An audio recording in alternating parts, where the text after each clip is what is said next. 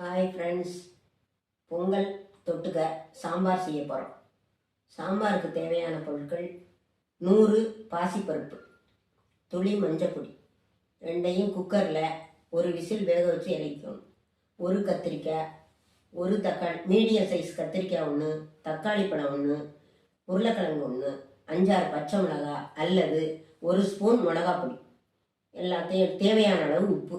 இப்போ கத்திரிக்காயை கழுவி நறுக்கணும் சின்ன சின்னதாக, உருளைக்கிழங்கை கழுவி நறுக்கணும், தக்காளி பழத்தை பொடி பொடியாக நறுக்கணும், பச்சை மிளகாயை நறுக்கணும். பச்சை மிளகா போடலைன்னா மிளகா பொடி போடலாம். உப்பு தேவையான அளவு போட்டுக்கணும். நறுக்கின கத்திரிக்காய், தக்காளி, உருளைக்கிழங்கு எல்லாத்தையும் அவிய வச்ச பருப்பில் இதுகளெல்லாம் போட்டு தேவையான அளவு உப்பு போட்டு வேக வைக்கணும். வேக வச்சு 3 விசில் விடணும்.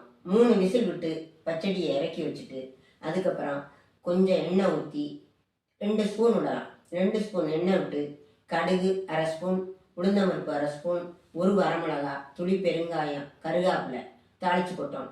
தாளிச்சு கொட்டி இறக்கி விட்டு கிண்டி வச்சுட்டு கொஞ்சம் மல்லித்தலையை அது மேலே தூவி விடணும். இந்த சாம்பார் பொங்கலுக்கு தொட்டுக்க சுவையாக இருக்கும். செஞ்சு பாருங்க. லைக் பண்ணுங்கள், ஷேர் பண்ணுங்கள், சப்ஸ்கிரைப் பண்ணுங்கள்.